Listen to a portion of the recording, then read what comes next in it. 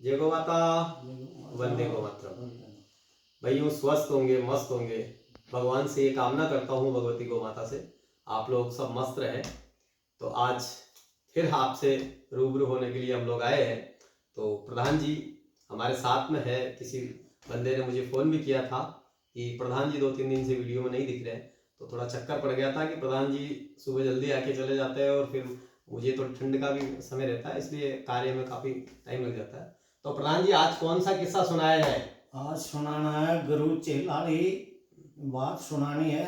असला की बात दो पापा बोई का। अच्छा पापा बॉय वाले सुना दो। हाँ। चलो अखलागी वाले कल सुनाएंगे। हाँ। तो भाइयों आज प्रधान जी ने कहा है पापा पोई का राज। ये कहानी है एक गुरु चेले की। ये कहानी है एक गुरु चेले की। ये अपने जीवन पे निर्धारित हो सकती है। आप इस कहानी को सुन के अपना जीवन परिवर्तित कर सकते हो, क्योंकि ये कहानी आपको बताएगी। आपको इस कहानी को गौर से सुनना है, क्योंकि ये कहानी वास्तव में ही बहुत कुछ बताती है। तो एक गुरु और चेला, आपको पता है संत ऋषि घूमते रहते हैं, एक जगह नहीं रुकते हैं। एक वक्त की बात है जब गुरु और चेला दोनों निकल रहे थे कहीं कोई गांव से। आज इस गांव में रह गया, जैसे मानो मेरे गांव में रह गया, कल किशनगढ़ में रह गया, परसों जयपुर में रह गए, ऐसे उनका चलता रहता था।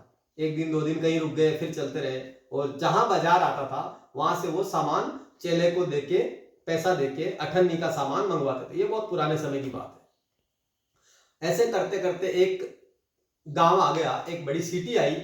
उस सिटी के अंदर जैसे ही गुरु चेला गए तो गुरु ने कहा कि जाओ आप ये सामान लेके आओ, आटा और चून जो भी अपने को चाहिए, अपने जो भोजन बनाने की सामान है वो आप ले आओ। तो जैसे ही चेला बाजार में जाता है तो उसने पूछा आटा क्या भाव है? क्यों प्रधान जी? हाँ। आटा क्या भाव है? तो उसने कहा भाई क्या भाव बताया प्रधान जी? वही 1 पैसा 1 किलो। हाँ 1 पैसा 1 किलो, मतलब सभी का भाव, चाहे बादाम ले लो, चाहे घी ले लो, चाहे मिठाइयां ले लो, जो मर्जी ले लो, सबका एक ही भाव था।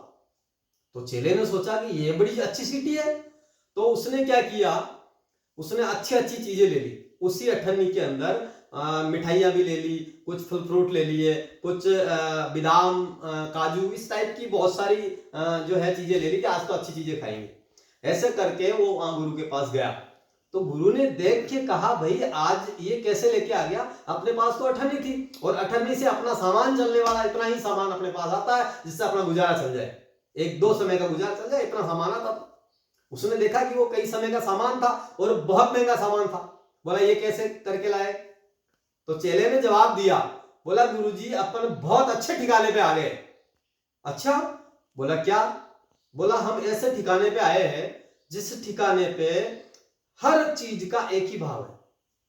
बोला अच्छी बात है, ये तो कोई बात नहीं, बढ़िया रेट में मिल गए। तो गुरु चेले ने वहीं खाया, बनाया, पकाया, 2 दिन रहे। तो गुरु कहे चले चला, तो चेला ने मना कर दिया। बोला गुरुजी यहाँ इस जगह को छोड़ के कहां चलेंगे? इससे अच्छी जगह तो आगे मिलने वाली नहीं है, क्योंकि अपन पीछे चलते आए हैं, जिस गांव में जाते हैं वहां सबका अलग अलग भाव होता है। यहाँ अच्छे रहेंगे ना, आराम से अपना भक्ति करेंगे और यहाँ कोई दिक्कत नहीं है।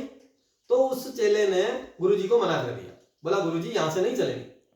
तो गुरु तो बड़ा विद्वान था, गुरु को तो सब पता था।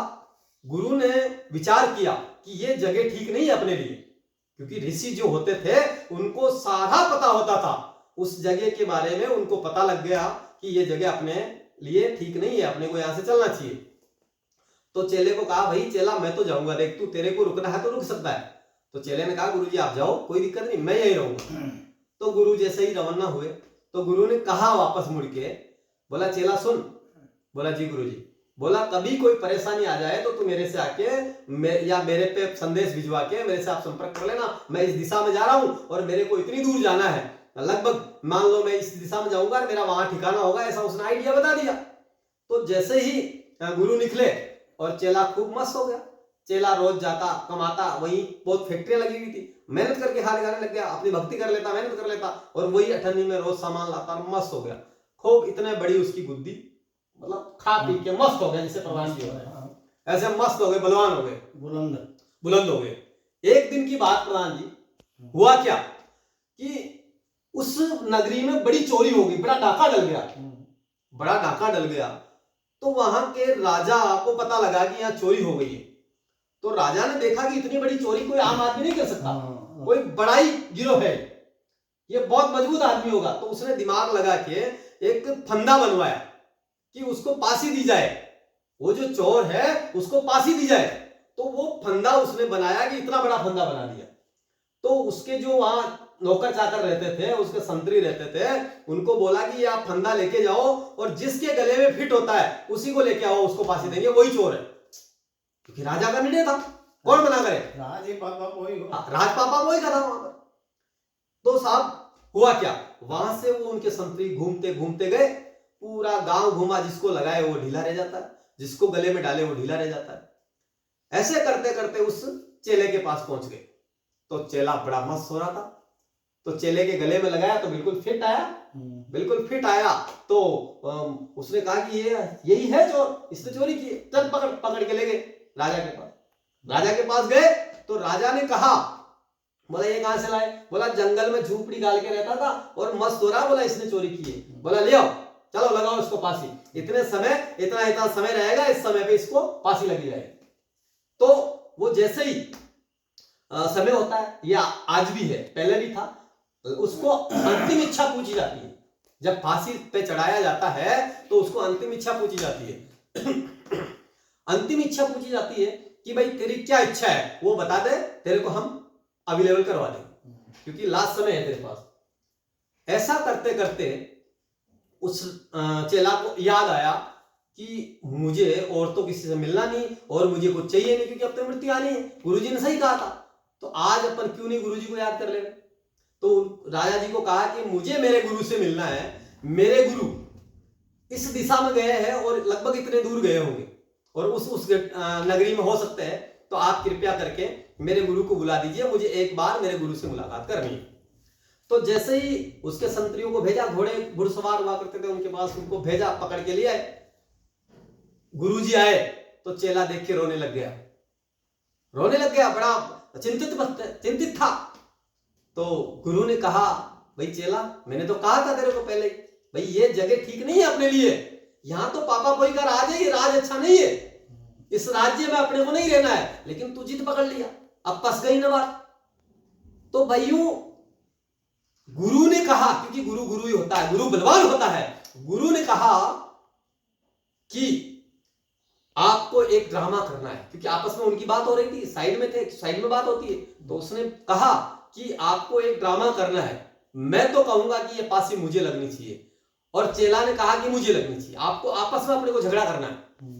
तो उन्होंने झगड़ा करना स्टार्ट कर दिया। जैसे ही उन्होंने झगड़ा करना स्टार्ट किया, काफी समय हो गया, तो समय उसका होने वाला था फांसी का, थोड़ा ही समय बच रहा था। तो राजा ने कहा कि लेके आओ उनको, क्या बात है। तो उन्होंने कहा उनके संतरियों ने कि राजा जी वो तो आपस में लड़ाई झगड़ा कर रहे हैं। बोला ऐसे कैसे बंदे को बुलाया, ऐसे कैसे गुरु को बुला लिया, ऐसा कौन सा गुरु है जो लड़ता है। तो राजा ने कहा कि क्यों नहीं मैं उससे बात करूं। तो राजा वहां से उठ के उनके पास गया, बोला भाई क्या बात है।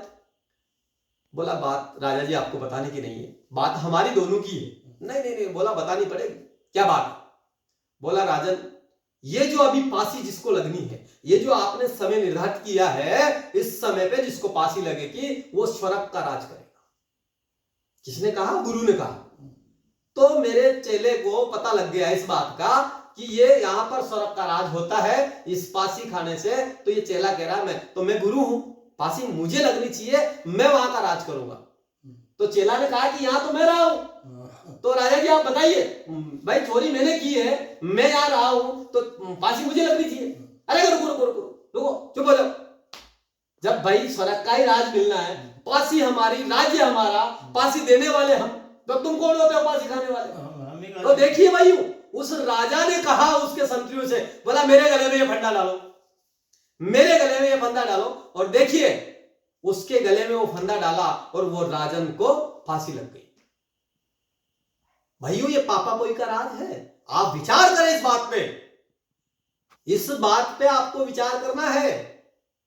क्योंकि यदि राजा चाहता तो उसको फांसी दे सकता था, लेकिन वहां पापा कोई का राज था और गुरु ने कितना चतुराई से और अपने विवेक से उस चेले को बचा लिया। तो ये जीवन बहुत अनमोल है, इस जीवन को जीना है तो बहुत समझ के जीना मेरे भाइयों।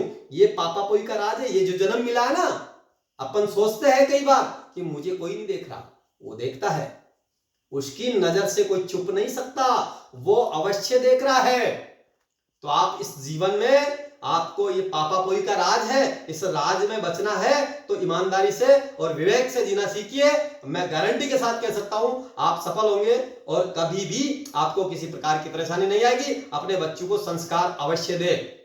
और मेरे से बात करना चाहते हो तो मेरे नंबर डालता हूं मैं, मेरे से बात करके आप डिस्कस कर सकते हो किसी विषय में। मैंने फिर कहता हूं मैं विद्वान नहीं हूं, मैं जानकार नहीं हूं, मैं छोटा सा एक गांव का किसान का बेटा हूं। मैं गौ सेवा करता हूं और भगवती गौ माता ने मुझे ये सब कुछ दिया है। आज मैं बैठा हूं, ये सब कुछ भगवती गौ माता ने दिया है। मेरे पास कुछ नहीं हुआ करता था, मैं बहुत नीची श्रेणी का हूं, मैं पुनः कह रहा हूं आपको। और भाइयों एक चीज लास्ट में और कहना चाहता हूं, जाति पात का भेद मिटा दो, अपने हैं इन लोगों से भेद मत करो, इनको अपने गले से लगा लो। मैं गारंटी के साथ कहता हूं आप लोग बढ़ोगे, विश्वास करिए। ये समय ठीक नहीं चल रहा है, वक्त है तो समझ जाइए। बहुत अच्छा वक्त चल रहा है आपके पास। एक हो जाइए, अपने को अपना समझ के जीना सीखिए। इससे ज्यादा मैं, क्योंकि वीडियो काफी बड़ा हो गया है, फिर दोबारा आपसे अगले वीडियो में मिलेंगे।